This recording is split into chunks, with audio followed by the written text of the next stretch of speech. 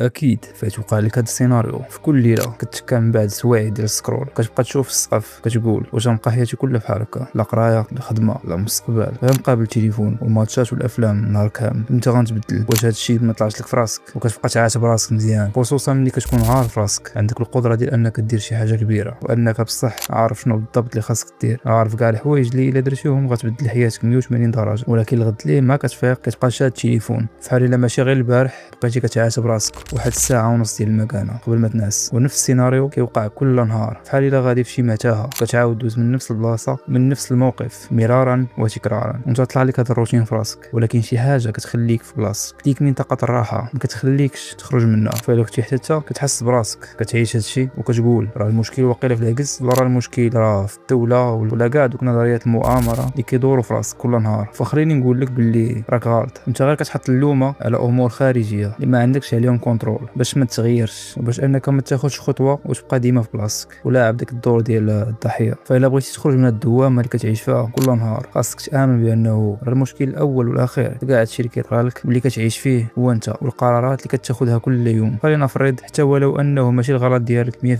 100% خاصك تامن ايمان كلي بلي انك انت هو الغلط وكغاديك اسهل انك تغير من راسك ومن العادات ديالك عكس انك تلوم الغير اللي ما عندكش عليه كنترول وهادشي نيت اللي تطرق ليه أليكس هرموزي واحد البودكاست اللي كان مع كريس ويليامز اللي قال فيه power follows the blame finger.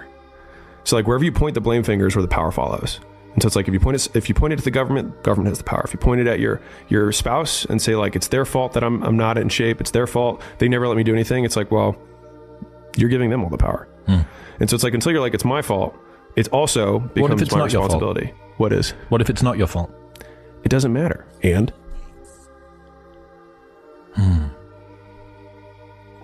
like I can't run marathons because I lost my leg at birth. And either you can just never try or you put the metal thing on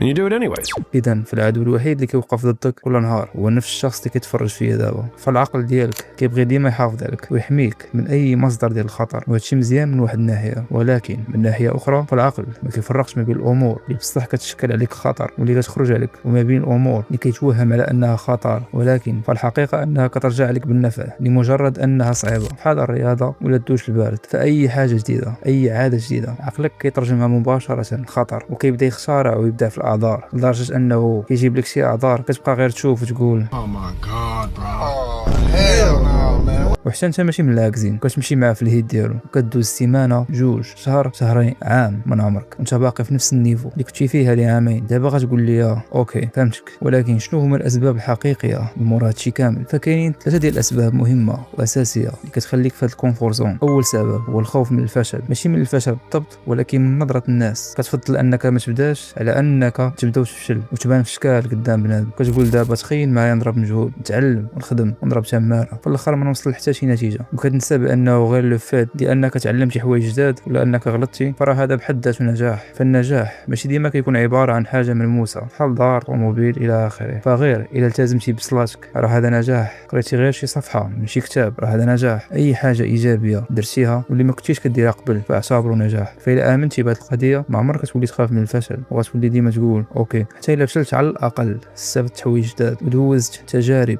جديده ومفيده ثاني سبب الاهداف الضبابيه كتسول شي حد شنو الهدف ديالك في الحياه كيقول لك بغيت نكون ناجح او لا بغيت نولي مليونير ولكن كيفاش وعلاش وامتى وشنو الخطوه الاولى كتلقى ما عنده حتى ادنى فكره فخاصك تفهم بلي الدماغ ديال الانسان ديما كيهرب من الغموض ومن المجهول فكيف ما كيقول الكاتب جيمس كلير كتاب العادات الذريه الاهداف تحدد الاتجاه لكن الانظمه هي التي تصنع التقدم فهنا كيقصد بالاهداف فين بغيتي توصل الانظمه كيقصد بها دوك العادات اليوميه اللي غادي توصلك لدوك الاهداف فهنا كيأكد الكاتب على انه خاصك تركز على الانظمه ماشي الاهداف لانه في بلاصه ما تقول بغيت نرقاق خاصك تقول خاصني نتريني 20 دقيقه يوميا قبل المغرب ونولي نصوم اثنين والخميس وما نبقاش ناكل قبل النعاس فديما فكر في الانظمه اللي غتوصلك لدوك الاهداف ماشي بالاهداف بحد ذاتها ثالث واخطر سبب هو وهم الانجاز فديما كتحس براسك مشغول وكدير شي حاجه ولكن في الحقيقه راك ما درتي والو ما درتي حتى حاجه كتقربك للهدف ديالك مثلا كتبغي تتعلم شي دومين بحال البرمجه على سبيل المثال وكتبقى غير تتفرج في الدورات الفيديوهات والتوتوريالز بلا تطبيق بلا والو، كتحاب لك راسك راه بصح كتعلم ولا كتطور، ولكن ملي كتبغي تبدا تبني شي حاجه كتلقى راسك ما عارف حتى منين تبدا، وكتكتشف بانه كنتي غير كتكذب على راسك. دابا السؤال اللي غتكون كطرحو على راسك حتى كيفاش نقدر نخرج من الدوامه؟ غنعطيك حلول عمليه اللي طبقتها والحمد لله لاحظت فرق بسيط في حياتي، خصوصا في الجانب الدراسي والديني، من بعد ما كنت حتى انا في الدوامه لمده